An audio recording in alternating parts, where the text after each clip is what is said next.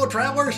After 49 years in a wheelchair and traveling to 5 continents and almost 40 countries, I'm here today to share my experience when it comes to travel. The first and most important tip, get out there and have some fun. The world's a big, fun place. Over the next few minutes, I'll cover equipment, packing guides, hotels, restaurant tips to make your travel more fun.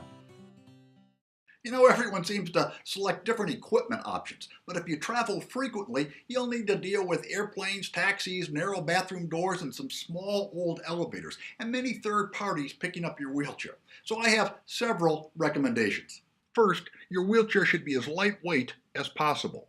Second, it helps to have parts that are easily and quickly detachable. Detachable footrests, armrests, side guards, and wheels that easily pop off. Third, hopefully your chair is custom fit to you and is as narrow as possible. I find a width of 24.5 inches with no camber to the wheels is ideal. The width is especially important for bathroom stalls, old hotel elevators, and providing sufficient space between a hotel bed and the wall. Fourth, for me, an inexpensive suitcase carrier extension that attaches to the footrests is a must. And for potential theft reasons, I don't like knapsacks that go on the back of my wheelchair. Fifth, you should be sitting on a pressure-relieving cushion, but when traveling, make sure you have a great cushion. I'll talk more about this in a moment. Sixth, I travel with airless tires. You don't really want to have a flat tire when traveling. 7, I carry an extra axle and a lightweight set of wheelchair fix-it tools. And 8, before you leave, make sure everything works, is properly adjusted, and the brakes are tight and strong. I only travel with bags and suitcases that I can carry, whether I'm gone for 2 days or a month. We just returned from a month in South America, and packing space was critical. My wife travels with twice as much luggage as I do, so I carry all my own bags. Packing efficiently is critical.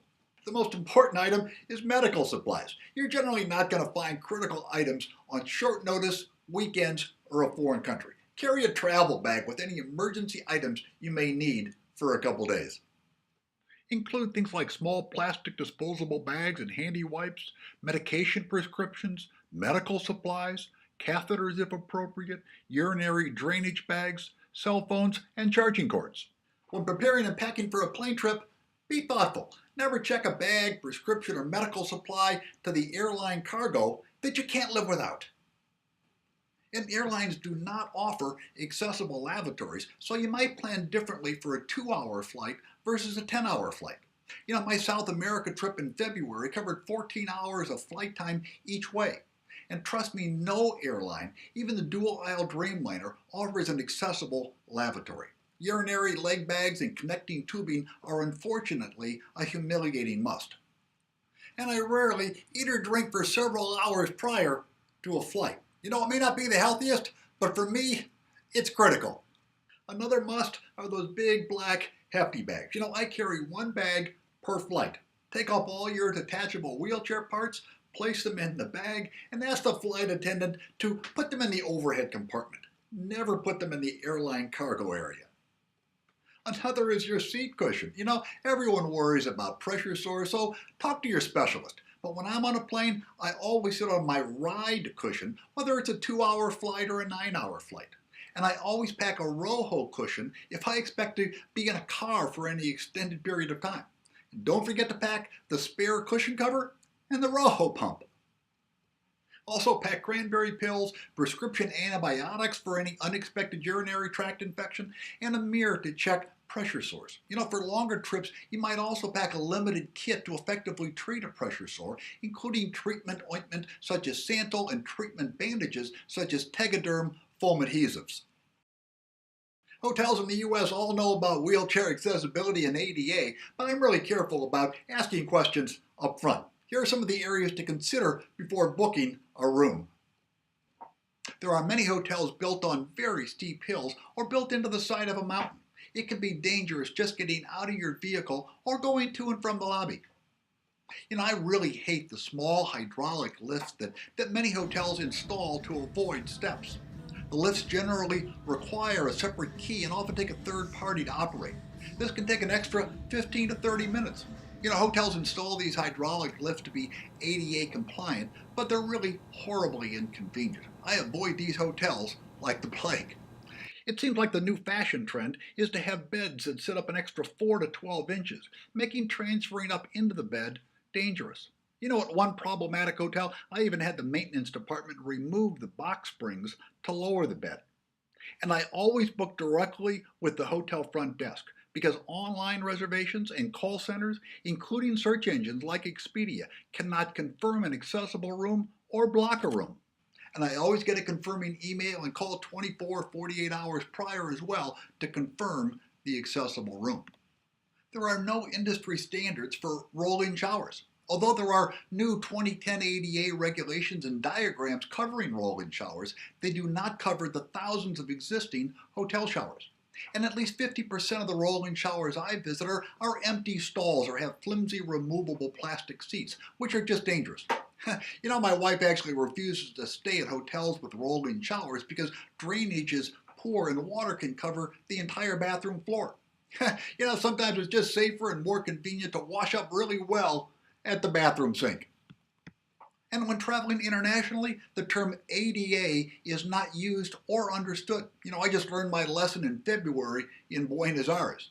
So book a room that is wheelchair accessible with a bathroom that is accessible for a wheelchair. My experience so far is that large international hotels only have 1 or 2 accessible guest rooms per 150 rooms. So book early and be clear. And regardless of where you book, make sure there are no entry steps, no public hotel areas you can't access, an accessible restroom in the lobby, and at least for me, a restaurant where I can get dinner after a long day travel without getting back in a car. Let me simply say that despite what city government says, there are very few regulations covering accessibility and accessible restrooms in restaurants. In cities like New York, Boston, and Chicago, many restaurants are located in old buildings that are with multiple steps up or down and restrooms that are not accessible. So, just call in advance and then don't worry about it. Have fun.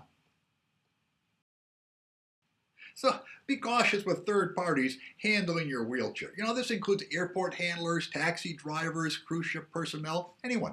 They are not always as well trained as you'd like and can be rough on your wheelchair. Many third parties try to help and inadvertently yank or push the wheelchair up or down the stairs or over cobblestones, and it's easy to break an axle or twist a front wheel fork. So just take it easy, be slow, protect the wheelchair. Let me close with a few additional travel suggestions. And remember, everyone's unique and should consult with their own private healthcare provider. Now first, if you're traveling with an indwelling catheter, bring bottles of sterile irrigation water and irrigate each morning and evening. Second, to avoid any urinary infections, start the day with a couple cranberry pills and always pack a prescription to combat a potential bladder infection.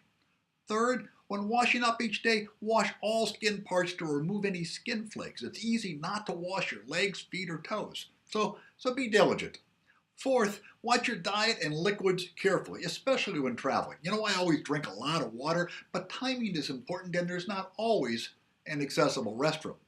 Fifth, if you have issues with pressure sores, bring a mirror and check your body, especially after a long travel day. Sixth, for long flights, consider investing in a couple pair of pressure stockings to minimize feet and leg swelling.